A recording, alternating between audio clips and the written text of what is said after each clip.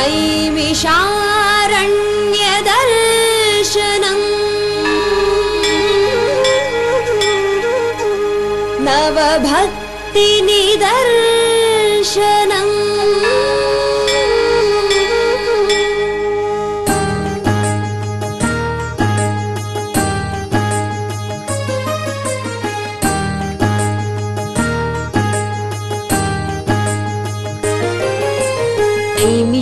नैमिषारण्यदर्शनम् नवभक्तिनिदर्शनम् नैमिषारण्यदर्शनम् भवपापविकर्षणम् పురాణాలు పురుడు పోసుకున్న నైమిషారణ్యదర్శనం పుణ్యాల తొలి పులకింతల నైమిషారణ్యదర్శనం శౌనకాది ముని శుభ సూక్తుల నైమిషారణ్యదర్శనం కలికాలు మోపని కళల నైమిషారణ్యదర్శనం నైమిషారణ్యదర్శనం నవభక్తినిదర్శనం నైమిషారణ్యదర్శనం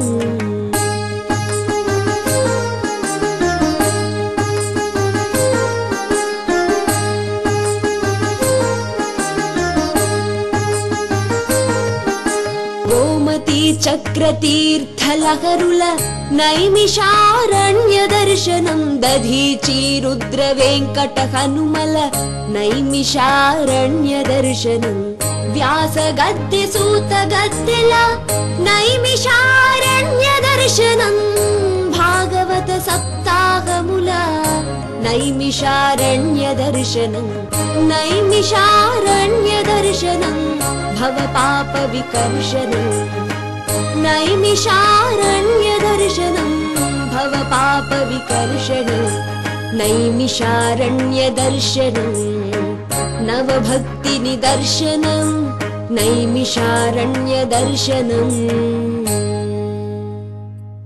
విశ్వమంతా ఒక కుటుంబమైతే భారతదేశం అందులో పూజగది.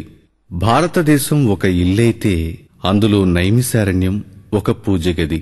అనర్గళ ఆధ్యాత్మిక ప్రవచనాలతో ప్రపంచవ్యాప్తంగా కోట్లాది మందిని శ్రీ వెంకటేశ్వర భక్తి ఛానల్ ప్రత్యక్ష ప్రసారాల ద్వారా ఆధ్యాత్మిక శిఖరాల వైపు నడిపిస్తున్న ప్రముఖ ఆధ్యాత్మికవేత్త బ్రహ్మశ్రీ చాగంటి కోటేశ్వరరావు గారు ఈ నైమిషారణ్యాన్ని, ఇక్కడున్న ప్రముఖ తీర్థాలను, క్షేత్రాలను దర్శించడమే కాకుండా వాటి విశేషాలను వివరించారు. భాగవతులు భగవంతుని చేర్చే పుణ్యధామమిదియే, పుణ్యధామమిదియే. పరమహంసలు పరమ పురుషుని కొలిచినది స్థలమే, కొలిచినది స్థలమే. భారత భూమికి మణికిరీటమిది, ఫణిపతి వేష్టితము. పరమ పుణ్యము పావన స్థలము నైమిషారణ్యము. శత సహస్ర ఫలము ఇట దొరుకును శ్రీవరము. గోవింద హరి గోవింద గోకుల నందన గోవింద. నైమిషారణ్యదర్శనం. 88,000 మంది ఋషులకు శౌనకుడు కులపతి. అందుకే మిగిలిన వాళ్ళ పేర్లు చెప్పరు, శౌనకాది మహర్షులు అంటారు. శౌనకునకు ఎందుకంత గొప్పతనం వచ్చింది? కొన్ని ప్రధానమైన విషయాలు చెప్తాను, మీరు పట్టుకునే ప్రయత్నం చేయండి. శౌనకుడు కులపతి. కులపతి అన్న మాటకు అర్థం 4 వేదాల్ని 6 వేదాంగములతో కలిపి చదువుకున్నటువంటి వాడై ఉండాలి. అంటే ఋగ్వేదము, యజుర్వేదము, సామవేదము, అథర్వణ వేదము 4 వేదములను శిక్ష, వ్యాకరణము, ఛందస్సు, నిరుక్తము, కల్పము, జ్యోతిషము అనబడేటటువంటి 6 అంగములతో కలిపి చదువుకున్నవాడెవరుంటారో అటువంటి వ్యక్తిని కులపతి అంటారు. కేవలం చదువుకుంటే సరిపోదు, 11,000 మంది శిష్యులకి పాఠం చెప్తున్నవాడై 11,000 మంది శిష్యులకి అన్నపానాదులను ఏ ప్రయోజనం ఆశించకుండా తాను కల్పిస్తున్నటువంటి వాడై ఉండాలి. అంటే 11,000 మంది శిష్యుల యొక్క అన్నపోషణ నుండి సమస్త భారములు తాను స్వీకరించి వేదాన్ని నేర్పుతున్నటువంటి వాడెవరున్నారో అటువంటి వాణ్ణి కులపతి అని పిలుస్తారు. శౌనకుడు కులపతి. తన యొక్క శిష్యులతో ఈ నైమిషారణ్య ప్రాంగణంలో కుటీరములు నిర్మాణం చేసుకుని నిరంతరం భగవత్కార్యాలని నిర్వర్తిస్తుండేవాడు. అటువంటి వాడు హరికథాశ్రవణం కోసమని వెంపర్లాడిపోతూ ఉండగా సూత మహర్షి ఈ ప్రాంగణంలోకి ప్రవేశించారు. సూతుడు అంటే మహాభారతంలో మీరు విని ఉంటారు, వృత్తి చేత కూడా సూతుడు అంటారు. రథాన్ని నడిపేటటువంటి వాడికి సూతుడు అని పేరు. కానీ సూత మహర్షి వృత్తి చేత చెప్పబడిన సూతుడు కాడు. సూత అగ్నిసంభవ. ఆయన ద్రౌపదీదేవి మొదలైనటువంటి వాళ్ళు ఎలా కారణజన్ములై వచ్చారో అలా అగ్నికుండంలోంచి ఉత్పన్నమయ్యాడు. ఆ సూత మహర్షికి భగవత్ సంబంధమైనటువంటి సమస్త విషయములు వ్యాస మహర్షి యొక్క అనుగ్రహం చేత కరతలామలకములు, వ్యాసకృతమైనటువంటి పురాణములన్నీ తెలిసున్నవాడు. ఏ కాలమునందు ఎక్కడ ఏది మాట్లాడాలో బాగా తెలిసున్నవాడు. ఎప్పుడు ఏది మాట్లాడకూడదో తెలిసున్నవాడు. నైమిషారణ్య దర్శనం. చక్రమా హరి చక్రమా, చక్రమా హరి చక్రమా. సంసార చక్రనేమి శిథిలమైన ఈ నైమిశారణ్యం కలిపురుష స్పర్శ లేనిది. సుదర్శన చక్ర స్పర్శ ఉన్నది. ఈ చక్రతీర్థంలో భక్తులు దిగి ఆ కర్ణికాకార చక్రానికి ప్రదక్షిణలు చేసుకుని పాపదూరులవుతూ ఉంటారు. సర్వశ్రేష్టమైన రామనామ సంకీర్తనలు చేస్తూ ఉంటారు. నీతితో నడచితేను నెగులే లేదు, జాతి తప్పకుండితేను చలమే ఫలము.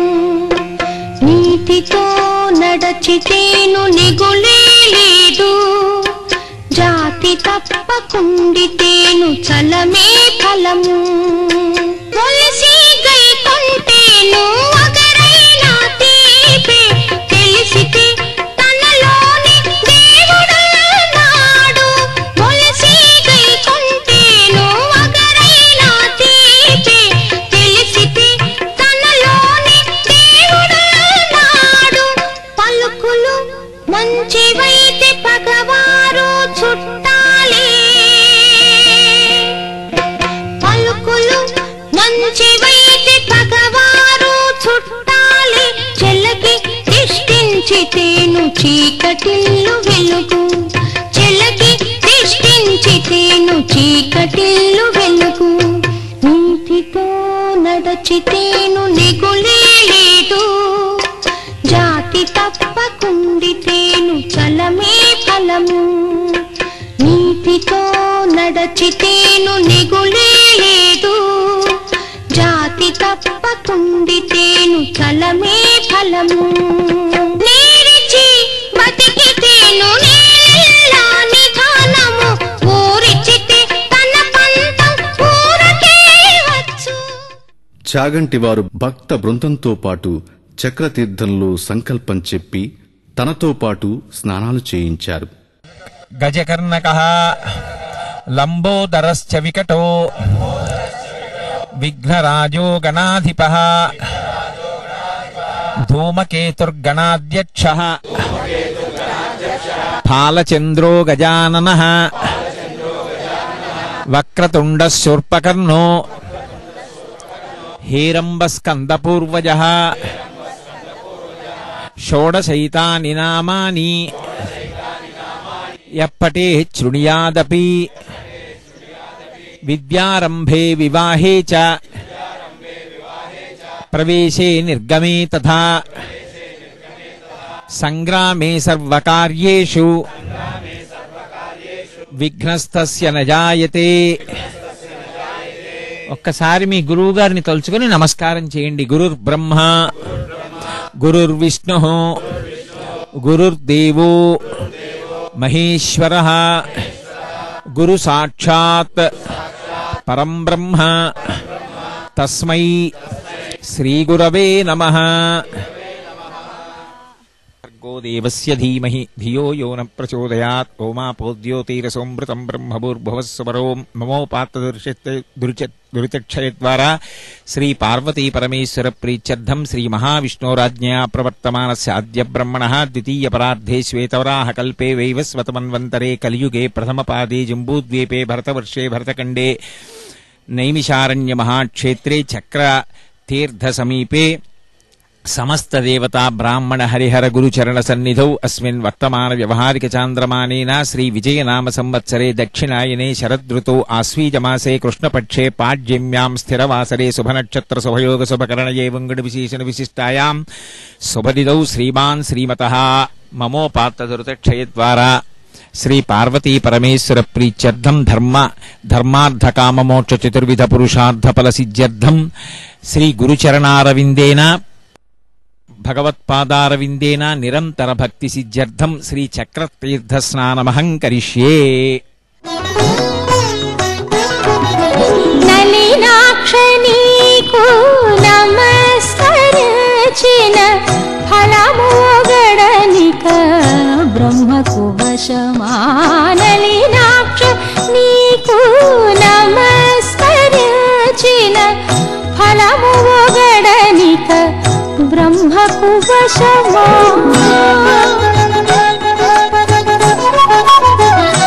పూర్వదోషముల పోద్రోలి మరియు సర్వాపచారము క్షమించి. పూర్వదోషముల పోద్రోలి మరియు సర్వాపచారము క్షమించి. గర్విత మదముల కసటు వాపిరను.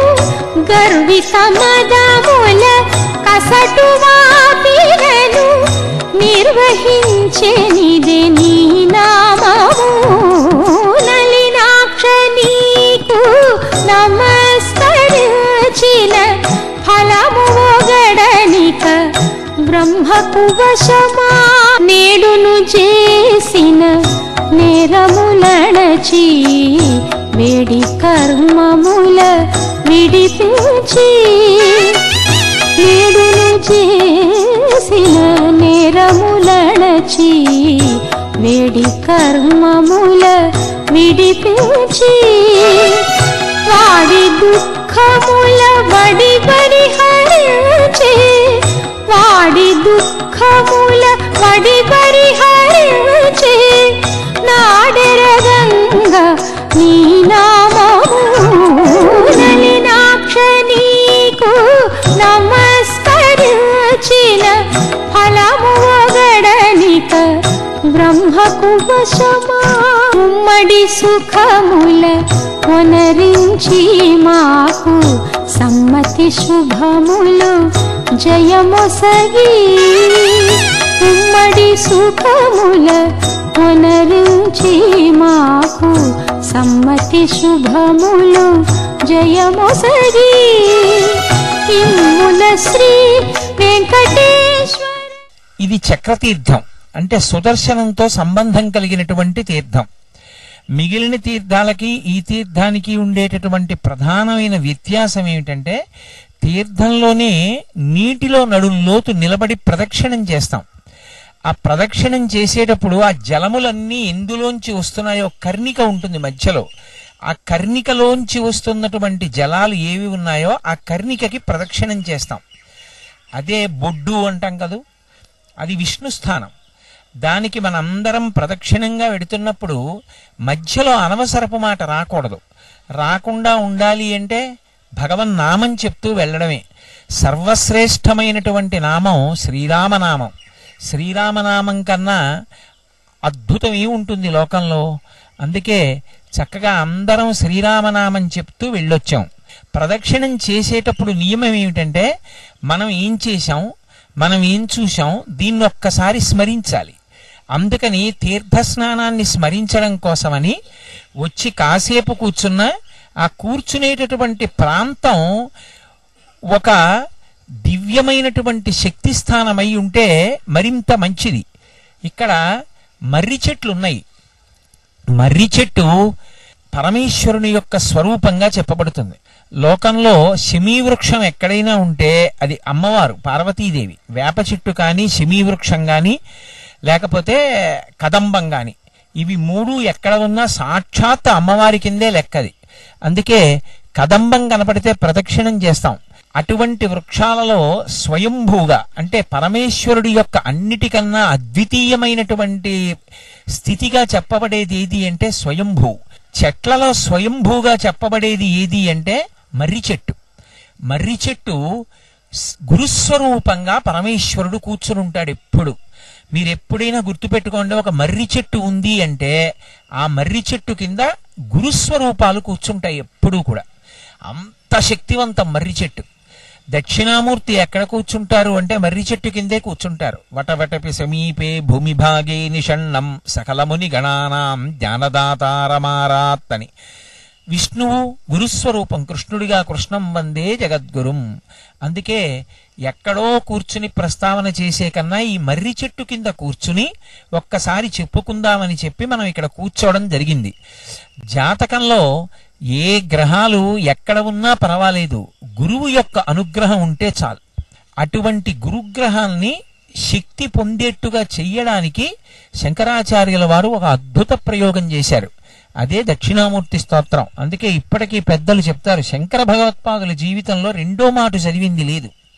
ఇక రెండు మాటలు ఆయన ఏదీ చదవలేదు. కానీ ఒక్క సూత సంహిత మాత్రం ఆయన దాదాపు 18 మాటల పైచిలుకు చదివారు అంటారు. సూత సంహిత చదివితే ఆశ్చర్యపోతారు, అన్ని విషయాలుంటాయి గురుతత్వం గురించి.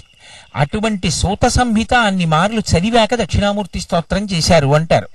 ఆ దక్షిణామూర్తి స్తోత్రాన్ని మర్రి చెట్టు కింద కూర్చుని చదువుకుంటే మనకి గురువు యొక్క అనుగ్రహం కలుగుతుంది. కాబట్టి చక్కగా వచ్చిన వాళ్ళందరూ నాతో కలిపి చదవండి. ఒకవేళ మాకు రాదండి అన్న వాళ్ళు ఎవరైనా ఉంటే మౌనంగా నమస్కారం చేస్తూ కూర్చోండి. మౌనం వ్యాఖ్యా ప్రకటిత పరబ్రహ్మతత్వం యువానం వర్షిష్టాం తే వసదృషిగణైరవృతం బ్రహ్మనిష్టైః ఆచార్యేంద్రం కరకలిత చిన్ముద్రమానందరూపం స్వాత్మారామం ముదితవదనం దక్షిణామూర్తిమీడే. వటవిటపి సమీపే భూమిభాగే నిషణ్ణం సకలముని గణానాం జ్ఞానదాతారమారాత్ త్రిభువన గురుమీశం దక్షిణామూర్తిదేవం జనన మరణ దుఃఖచ్ఛేదదక్షన్నమామి. చిత్రం వటతరోర్మూలే వృత్తా శిష్యా గురుర్యువా గురోస్తు మౌనం వ్యాఖ్యానం శిష్యాస్తు ఛిన్న సంశయాః. విశ్వం దర్పణ దృశ్యమాన నగరీ తుల్యం నిజాంతర్గతం పశ్యన్నాత్మని మాయయా బహిరివోద్భూతం యథా నిద్రయా యస్ సాక్షాత్ కురుతే ప్రబోధ సమయే స్వాత్మానమేవాద్వయం తస్మై శ్రీ గురుమూర్తయే నమ ఇదం శ్రీ దక్షిణామూర్తయే. బీజస్యాంతరివాంకురో జగదిదం ప్రాంగ్ నిర్వికల్పం పునః మాయాకల్పిత దేశకాలకలనా వైచిత్ర చిత్రీకృతం మాయావీవ విజృంభయత్యపి మహాయోగీవ యస్వేచ్ఛయా తస్మై శ్రీ గురుమూర్తయే నమ ఇదం శ్రీ దక్షిణామూర్తయే. యస్యైవ స్ఫురణం సదాత్మకమసత్కల్పార్థకం భావయే సాక్షాత్తత్వమసీతి వేదవచసా యో బోధయత్యాశ్రితాన్ యస్సాక్షాత్కరణాద్ భవేన్న పునరావృత్తిర్భవాంభో నిధౌ తస్మై శ్రీ గురుమూర్తయే నమ ఇదం శ్రీ దక్షిణామూర్తయే. నానాఛిద్రఘటోదర స్థిత మహాదీప ప్రభాభాస్వరం జ్ఞానం యస్య తు చక్షురాదికరణద్వారా బహిస్పందతే జానామీతి తమేవ భాంతమనుభాత్యేతత్ సమస్తం జగత్ తస్మై శ్రీ గురుమూర్తయే నమ ఇదం శ్రీ దక్షిణామూర్తయే. దేహం ప్రాణమపీంద్రియాణ్యపి చలాం బుద్ధిం చ శూన్యం విదుః స్త్రీబాలాంధజడోపమాస్త్వహమితి భ్రాంతాభృశం వాదినః మాయాశక్తి విలాసకల్పిత మహావ్యామోహ సంహారిణే తస్మై శ్రీ గురుమూర్తయే నమ ఇదం శ్రీ దక్షిణామూర్తయే. రాహుగ్రస్త దివాకరేంద్ర సదృశో మాయా సమాచ్ఛాదనాత్ కరణోపసంహరణతో యోభూషుషుప్తు ప్రుమాన్ ప్రాగస్వాప్సమితి ప్రబోధ సమయే యప్రత్యభిజ్ఞాయతే తస్మై శ్రీగురుమూర్తయే నమజిదం శ్రీదక్షిణామూర్తయే బాల్యాదిష్యపి జాగ్రదాదిషు తదా సర్వాస్వవస్థాస్యపి వ్యావృత్తాసనువర్తమానమహమిత్యం తస్ఫురంతం సదా స్వాత్మానం ప్రకటీకరోతి భజతాం యో ముద్రయా భద్రయా తస్మై శ్రీగురుమూర్తయే నమజిదం శ్రీదక్షిణామూర్తయే విశ్వం పశ్యతి కార్యకారణతయా స్వస్వామి సంబంధితః శిష్యాచార్యతయా తథైవ పితృపుత్రాత్మనాభేదతః స్వప్నే జగ్రతివాజయేష పురుషో మాయా పరిభ్రామితః తస్మై శ్రీగురుమూర్తయే నమజిదం శ్రీదక్షిణామూర్తయే భూరంభం శనలో నిలోంబరమహార్నాథో హిమాంసు పుమాన్ ఇత్యాభాతి చరాచరాత్మకమిదం యస్యైవ మూర్త్యష్టకం నాన్యః కించన విద్యతే విమృశతాం యస్మాత్ పరస్మాత్ విభో తస్మై శ్రీగురుమూర్తయే నమజిదం శ్రీదక్షిణామూర్తయే సర్వాత్మత్వమితి స్ఫుటీకృతమిదం యస్మాదముష్మిన్ స్తవే తేనాశ్వశ్రవణాత్ తదర్థమననాత్ ధ్యానాచ్చ సంకీర్తనాత్ సర్వాత్మత్వమహావిభూతి సహితం స్వాదీశ్వరత్వం స్వతః సిద్ధ్యేత్ తత్పునరష్టదా పరిణితం చైశ్వర్యమవ్యాహతం. శ్రీరామ రామ రామేతి రమే రామే మనోరమే సహస్రనామ తత్తుల్యం రామనామ వరాననే. కాబట్టి అందరం చక్కగా విష్ణు సహస్రనామ స్తోత్రం చదివినట్టే.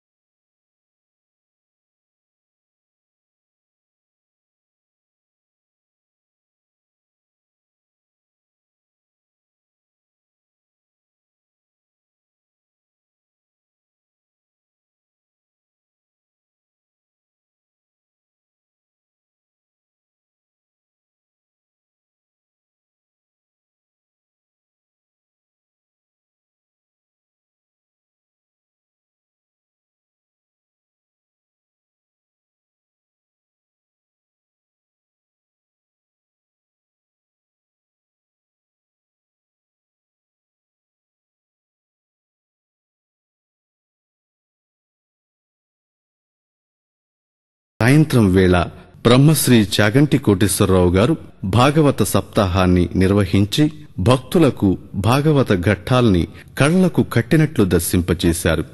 వ్యాసుల వారు రచించినటువంటి పురాణాలన్నిటినీ కూడా సూతుడు ప్రవచనం చేసినప్పటికీ ఒక్క భాగవతాన్ని మాత్రం సూతుడు మొదట ప్రవచనం చేయలేదు. దాన్ని శుకమహర్షి ప్రవచనం చేశారు. ఎందుకు శుకమహర్షి ప్రవచనం చేయాలి, సూతుడు ఎందుకు ప్రవచనం చేయడు అంటే మీరు ఒక్కటి బాగా పట్టుకోవాలి. శుక కొంచెం మార్చండి, కుశ దర్భ చేత్తో పట్టుకున్నారు అంటే అర్థం ఏమిటి, కర్మ చేస్తున్నారు అని గుర్తు. కర్మ ఎంతకాలం చేస్తారు, చిత్తశుద్ధి కలిగే వరకు చేస్తారు. ఒకానొక స్థితిలో ఇక దర్భ పట్టుకుని కర్మానుష్ఠానం భక్తితో చేసినా లోకానికి ఆదర్శం కోసం చేయడమే తప్ప అసలు ఇక చెయ్యవలసిన అవసరాన్ని దాటిపోయినటువంటి మహాజ్ఞాని అయిన వాడెవరు ఉంటారో అటువంటి వాడు తప్ప భాగవత ప్రవచనం చెయ్యడానికి అంగీకరింపబడడని వ్యాస భగవానుడు శుకబ్రహ్మని కుమారుడిగా పొందడానికి పరమశివుడి గురించి తపస్సు చేశాడు. తపస్సు చేస్తే శుకబ్రహ్మ కుమారుడిగా వచ్చాడు. ఈ లోకంలో పుట్టుకతో భక్తి జ్ఞాన వైరాగ్యములు పరిపూర్ణంగా కలిగినటువంటి వారు ఇద్దరు. ఒకరు వామదేవుడు, రెండవ వారు శుకబ్రహ్మ. శుకబ్రహ్మ అంతటి బ్రహ్మజ్ఞాని. ఆయన చిలుక యొక్క శిరస్సుతో ఉంటారు, ఎర్రగా ఉంటుంది దాని ముక్కు. భగవత్ కథల్ని చెప్పేటప్పుడు ఎవరి ముఖము రాగరంజితమై ఆ భక్తితో పారవస్యాన్ని పొందుతాడో అటువంటి వాడు శుకబ్రహ్మ. మహాజ్ఞాని. నిరంతరము ఆయన ఆ బ్రహ్మమును అనుభవిస్తూ ఉంటాడు కాబట్టి ఆయన లోకము భిన్నము కాదు, ఒకటిగా ఉంటుంది. నేనంటే ఇదొక్కటే కాదు అని తెలుసుకుని అనుభవంలోకి వచ్చిన వాడెవరో వాడు బ్రహ్మజ్ఞాని. నోటితో చెప్పినవాడు కాదు, అది అనుభవంలోకి తెచ్చుకున్నవాడు బ్రహ్మజ్ఞాని. అది శుకబ్రహ్మ. అందుకే శుకుడు ముందు వెళ్ళిపోతున్నాడు, వ్యాసుడు వెనక పరిగెడుతున్నాడు కొడుకు కోసం. పుత్రా పుత్రా అని పిలిచాడు. పుత్రా పుత్రా అని పిలిస్తే వెనక్కి తిరిగి తండ్రి అని ఎవరు అనాలి? శుకుడు అనాలి. శుకుడు అనలేదు. పక్షులు, చెట్లు, పర్వతాలు అన్నీ ఒక్కసారి పిత్రా పిత్రా అన్నాయి, తండ్రి తండ్రి అన్నాయి. ఎందుకంటే ఇందులో ఉన్న నేను, అందులో ఉన్న నేను, అన్ని నేనులు ఒక నేనని తెలుసుకుని రమిస్తున్నవాడు శుకుడు, బ్రహ్మజ్ఞాని. అందుకే అన్నీ జవాబు పలికే. ఎంతటి నిష్కామయోగి ఆయనకు అసలు ఉపాధి భేదాలు ఆయన దృష్టిలోకి వెళ్ళవు. ఎదురుగుండా ఉన్నది ఎవరు ఆయనకేం పట్టదు.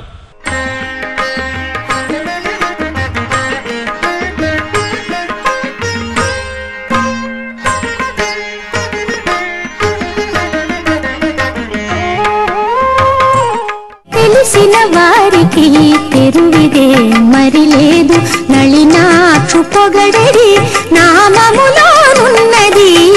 తెలిసిన వారికి తెరువిదే మరి లేదు, ఆకాశాన లేదు, మోక్షమటు పాతాళమున లేది, కడ భూలోకమందు ఎందు లేదు. పైకొని ఆశలెల్ల పారద్రోలి వెదకిదే శ్రీకాంతు పొగడేటి చిత్తములోనున్నది. శోధించనమృతము సరిదీకులందు లేదు, జలధిలో లేదు, సురల వద్ద లేదు. శోధించనమృతము సరిదీకులందు లేదు, జలధిలో లేదు. శరణాగతుల పాద జలములు చేర్చుకొని హరిదాసుల పూజించే అరచేతనున్నది. తెలిసిన వారికి తెరువిదే మరి లేదు, నళినాక్షు పొగడెడి నామములోనున్నది. ఈ కార్యక్రమాన్ని www.youtube.com/svbcttd లేదా www.svbcttd.com వెబ్సైట్లో కూడా వీక్షించవచ్చు.